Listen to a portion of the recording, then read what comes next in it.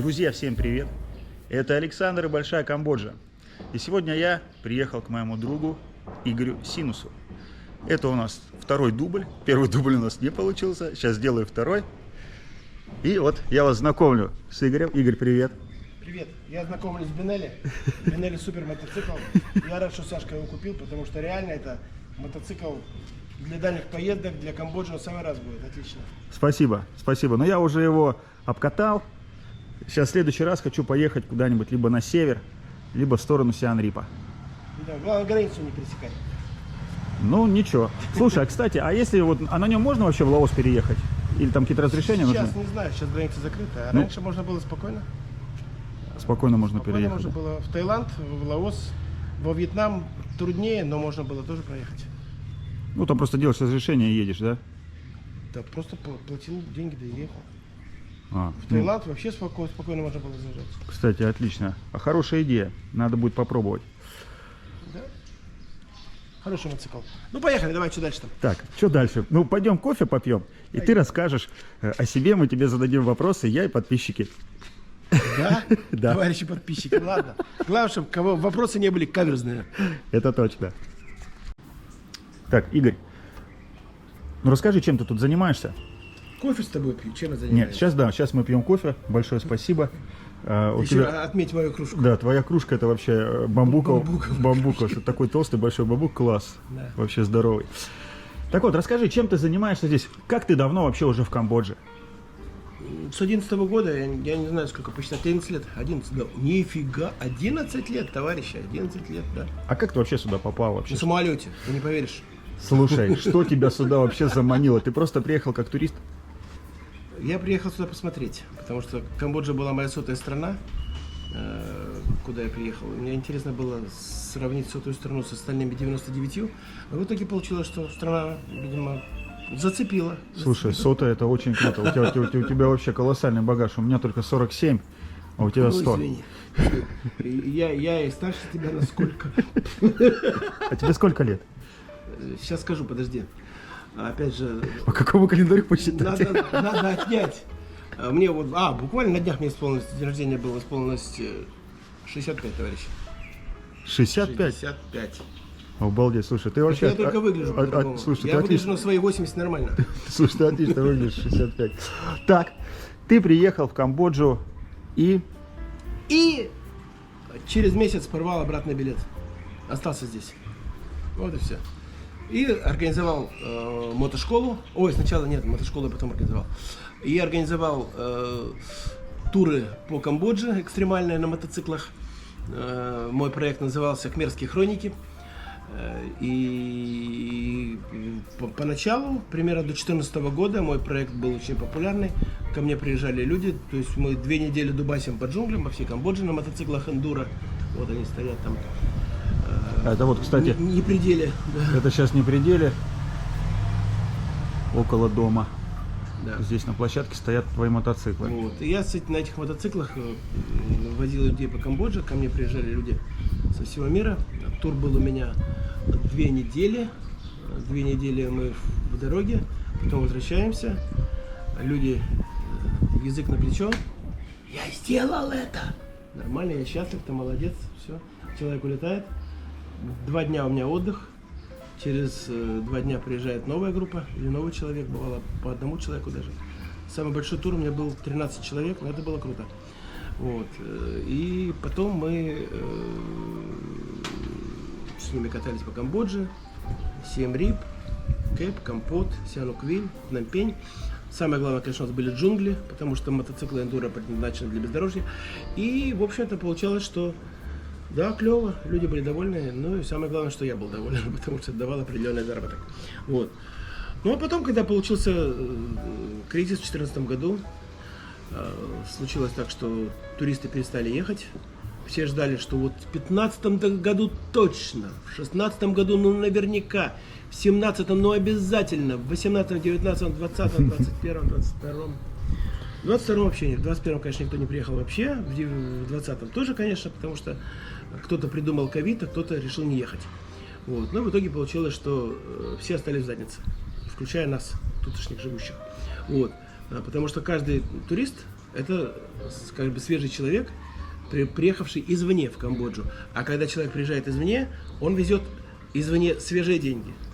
А когда получается вот эта вот ситуация, что Камбоджа получилась закрыта со всех сторон, и мы, люди, живущие в этой кружке, остались тоже как бы в своей кружке варимся, да. Вот. И получилось, что вот этот доллар ходячий ходил везде. Потому что вот я рассчитался за хлеб, кто-то рассчитался со мной за ремонт мотоцикла, кому-то еще что-то нужно было. И в итоге прироста денег не было, и в принципе люди все сидели с тем минусом, вернее, с тем минимумом, который был у людей. Вот. Но когда приезжает свежий человечек, вот он такой: я крутой, приехал к вам, здравствуйте. Оп. И начинается, что он купил то, оплатил это. И в Камбодже, ну это по-простому я принцип экономики рассказал, наверное. Конечно, спасибо Да. за урок. Пожалуйста, да. И в итоге получается, что в Камбодже появились деньги. Вот, ну, как бы да. Понятно. Так, это вот у тебя здесь. Чтобы было совсем хорошо. Ага. Так, Игорь еще, кстати, занимается пластинками. Это мастер винила. Слово занимается, это неправильно. Это пластинки, наверное, занимается в свое свободное время, которое грызут. И когда я вечером сажусь к пластинкам, у меня в голове такое сравнение. Ну, я пошел к своим деткам. Ага. Вон мои детки. Так, расскажи, ты вот рассказывал, что ты там какие-то в японском магазине их там покупаешь, что-то правишь. Здесь есть сеть японских магазинов Сакура. И в них иногда бывает, в контейнерах приходят в Камбоджу из Японии пластинки. Ну, бывают хорошие пластинки, интересные. Ну, вот, например, недавно я купил Чайковский, «Лебединое Ого. озеро». Круто. Очень Сколько, круто, сколько да. стоит? Ну, в среднем пластинки здесь недорогие, где-то около $5. 3-5 долларов они стоят. Ну, в зависимости от того, в каком магазине, тоже важно. Вот. Ну, бывают очень хорошие пластинки, поэтому, вот, например, Грик, такая интересная пластиночка, и в ней прямо все описание. Ну, на японском, конечно же, На да. японском, Ну, красиво. Да, но есть и не только на японском, есть еще довольно интересные вещи. Сейчас я попробую найти. Вот здесь она у меня. Welcome сюда. Здесь тоже есть кое-что интересное. Сейчас я найду ее. Вот очень интересная пластиночка. Ого, Да. интересно. Ну, у тебя тут эксклюзива очень много. Много? Да, есть.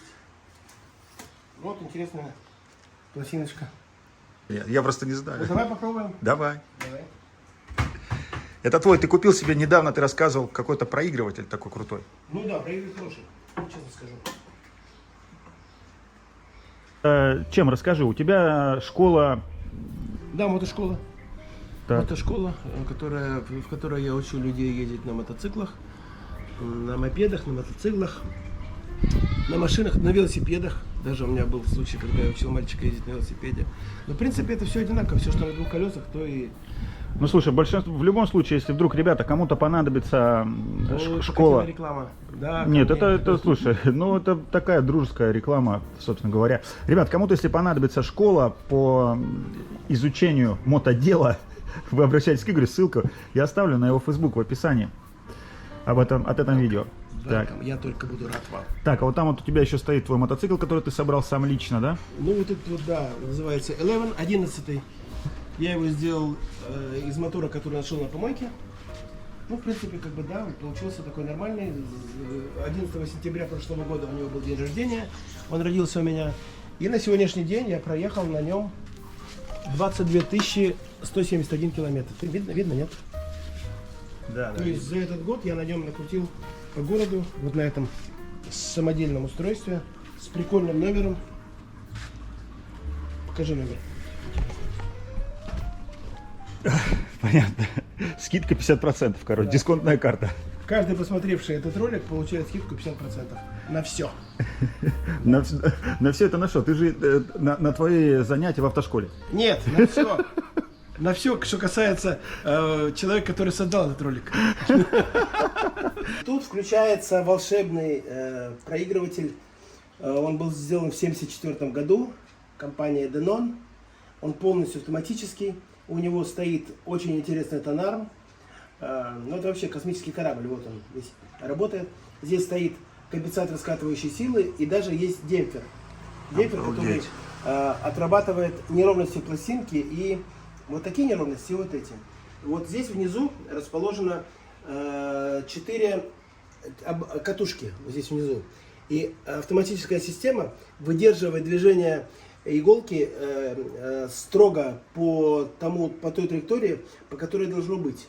А вот эта штучка красненькая, она включает скорость автоматически и размер пластинки. Вот, например, если это большая пластинка, то он поставит иголку прямо сюда.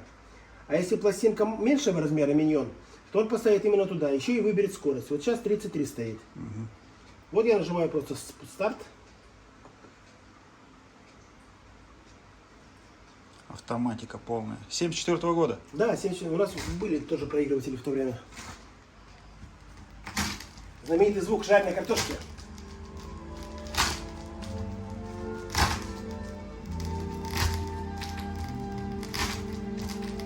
Пластинка не мытая, честно скажу.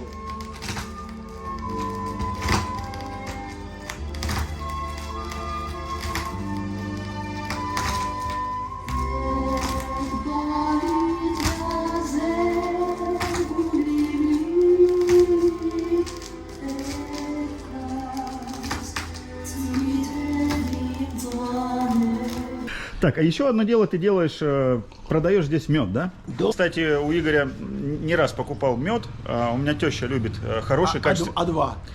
Хороший, качественный. 2, да? 2 раза. Ну, он запомнил, что 2 раза.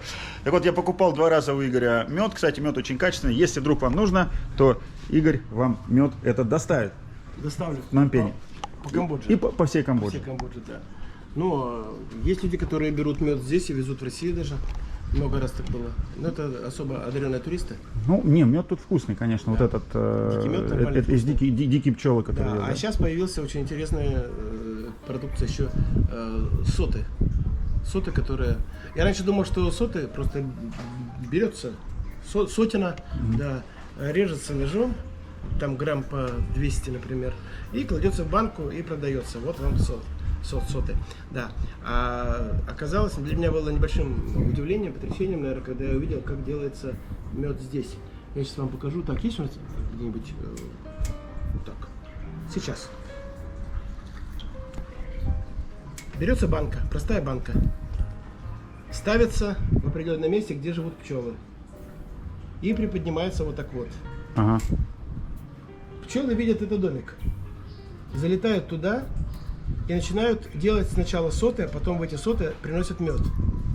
И когда баночка изнутри наполняется примерно грамм на 300 медом и сотами, естественно, да, то в этот момент процесс сбора сот закончен. Она просто под силу тяжести. Переворачивается, да, закрывается, ага. И можно кушать. Сейчас я покажу, как это выглядит. О, покажи обязательно. А ты пока расскажи что-нибудь, я скажу. Сейчас. Я покажу что-нибудь. Я что-нибудь покажу, ребят. Вот. Покажу, вот тут у Игоря есть аквариум. Его мотоциклы. Да, я сейчас покажу дом, в котором живет Игорь. Это большой комплекс. Я про этот комплекс уже снимал видео. Это видео есть на канале, вы можете его посмотреть, найти. Вот Игорь здесь живет в таком доме. 3 этажа. Он снимает здесь жилье. Сколько ты платишь за аренду? Ну, это старые цены. Ну, старая, да? Я просто сейчас уже такие цены нет, но я плачу $300. Сколько сейчас стоит аренда? Ну, долларов 600-700, наверное. Это зависит от того, сколько этажей и что находится в доме. Ага. Не, ну у вас тут здесь у вас очень хорошо, потому что здесь закрытая территория, здесь вот можно спокойно все бросать открытым. Даже черные маски. Даже черные маски. Блин. Это местные соседи. Ты, помнится, рассказывал, здесь живет куча людей. Да. Меров. Сколько же вот в этом доме живет? Вот. Они привезли 22 кровати, в смысле 11 кроватей двухэтажных. Получается 22 человека. Ой, 22 кровати, получается 44 человека должно быть здесь. Слушай, нормально они тут Вот замести. на втором поместили. этаже и на третьем живут девочки. Все мальчики живут на первом этаже. Ага. Ага, вот тут, да. Да, они работают в ресторанчике. Ребят, обязательно посмотрите ролик об этом районе, он есть. Я тоже на него еще ссылку в описании оставлю. Мы тут ездили тогда на машине с Эпи и все это показывали. Так, Идемте к нашим пчелам. ага, вот она как. Слушай, интересно. Вот Ну давай, значит, смотри, показываем наших пчел. прилетели наши пчелы, принесли баночку с сотами. Ага, Это выглядит вот так вот. ага, вот так-то они собирают, да? Слушай, интересно. Я Вот так первый прямо, раз вижу. Прямо вообще. изнутри они выкладывают свои соты, и получается внутри вот этот вот домик пчелиный. Потом просто-напросто баночку переворачивают, вот она вот так вот стоит и ждет своего часа. Ага, Потом баночку переворачивают, закрывают. класс. Слушай, класс. Сколько же такая банка стоит? $5. Тут получается примерно О, я прям я куплю теще в подарок. чуть больше. Обязательно 300 грамм, сегодня. да, конечно. Класс, слушай. Вот это класс. Они любят, кстати, у меня все время вот эти соты, потому что вот, кстати, ребят, если можете посмотреть, когда мы ездили в зоопарк, мы тоже там покупали, но там, знаешь, они делают на этих, такая ветка, и с веток вот эти соты есть. Где-то дикий мед. Да-да-да, дикий мед тоже. Да. Тоже дикий мед. Как, кстати, ребят, в Камбодже, а в основном тут только дикий есть, да? Или... Здесь много дикого меда очень. Да. А обычный есть мед вообще? Есть, конечно. Тоже. Да, в северных провинциях выращивают в ульях, делают в ульях мед, производят, вернее. Вот пчелы живут в ульях, как в России, но только единственное, что они собирают с других цветов, и поэтому вкус меда другой. Ну и, соответственно, здесь по-другому получается другие условия, другие пчелы, другие условия, поэтому мед совершенно другой по вкусу. Короче, пластинки приходят в разном состоянии. Вот эта пластинка была в состоянии, нужно было вот так вот держать, чтобы она не растеклась. Она хранилась, почему-то в воде лежала, вся эта пластинка. И, ну, это русские фольклорные песни, народные песни. Вот здесь вот как раз все на японском языке. Их что, японцы поют? Нет, поют русские здесь. А японцы, следующая будет пластиночка, сейчас найдем. А здесь все по-русски. Ага. О, интересно. Ну, я восстановил этот конверт, я где-то восстанавливал его 2 недели, конвертик, и получилось, что хорошо. Кстати, эта пластинка была выпущена фирмой, которая работала в Японии, выпускала русские пластинки. Единственная фирма в Японии, которая выпускала русские пластинки. Она до 2004 года она существовала. В 2004 году ее закрыли. Потому что, ну, оказалось, что они собирали сведения какие-то определенные против, какая-то шпионская организация была, короче. Понятно. Я не буду углубляться, но, короче, эта фирма была официально закрыта и перестала существовать.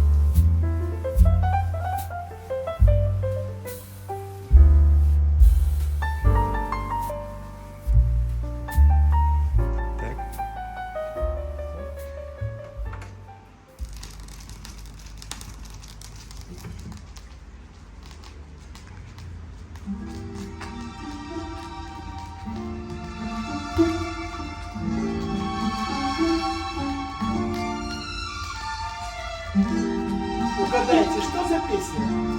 В исполнении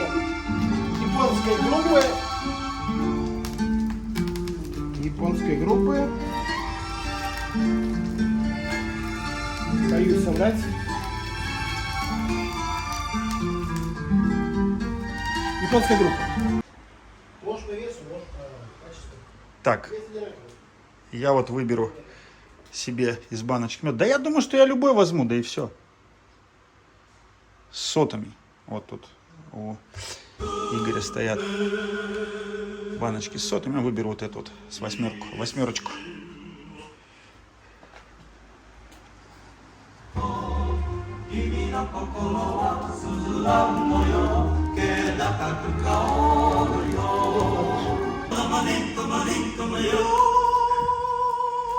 Походу на японском, ой, на русском. На японцы поют, да? Сейчас на японском.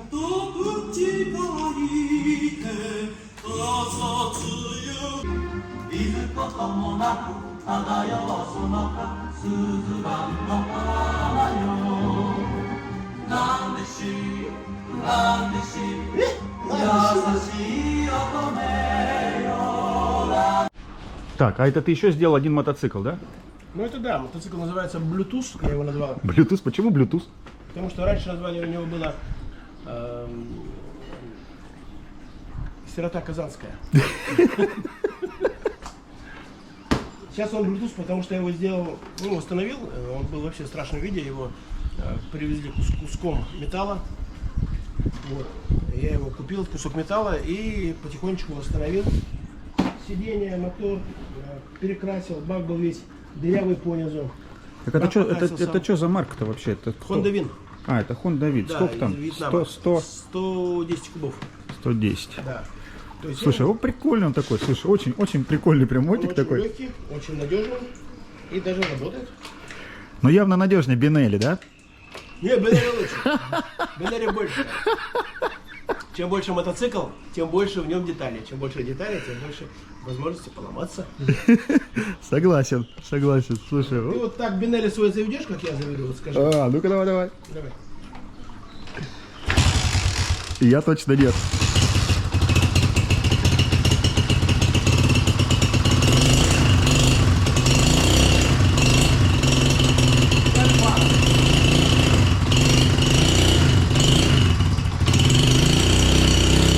Эта тряпочка, это воспоминание о Харлее.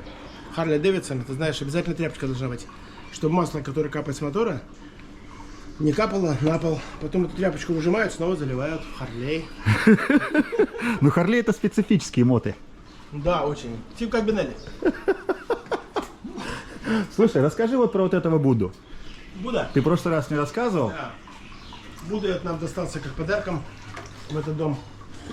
Да, это изваяние Будды, которое стояло в каком-то месте, сделано из красного дерева, но, к сожалению, у него было очень трудное прошлое. Сейчас он защищает этот дом, и он реально справляется с этим делом. Я его специально поставил перед звонком. И мало кто видит этот звонок, и гостей стало меньше. Вот. Но у него есть, конечно, одна интересная особенность. Когда красные хмеры были в Камбодже, но они на другом образом над этой скульптурой, и здесь можно посмотреть. Ага. У него в затылке получилась такая... А, это красные хмеры сделали? Да. Угу. Вот. Он раньше стоял в храме, но потом из этого храма он попал сюда.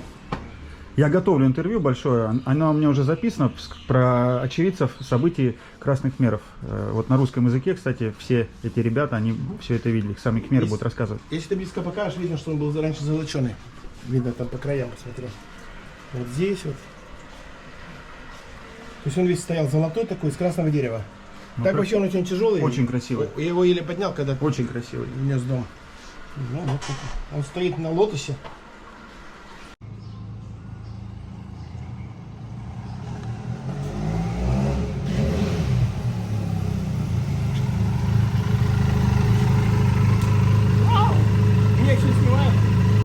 Игорь, все, тебе спасибо. большое. Ко мне за что? Камере спасибо. Я Ребята, ссылка на контакты Игоря будет в описании. Если что, обращайтесь. Ну а я с вами прощаюсь. Поставьте лайк, обязательно пишите комментарии, задайте вопросы мне или Игорю. Я обязательно отвечу. Всем удачи, пока. Ваш блогер Саша. Скоро будут новые видео. Ну, конечно, блогер.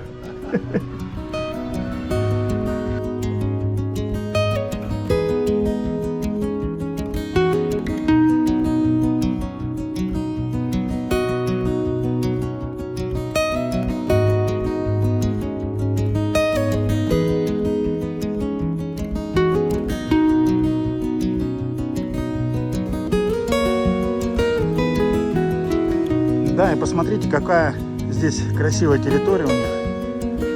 Тут и гулять можно с колясочками. Ну, классное место. Есть, кстати, вот дома и побольше. Уже такие отдельные стоят дома. Не как таунхаусы, где живет Игорь, а так вот. Очень красивая территория. Ну, ребят, посмотрите. Ролик есть об этом комплексе. Мы ездили, на машине снимали. Очень красивое место.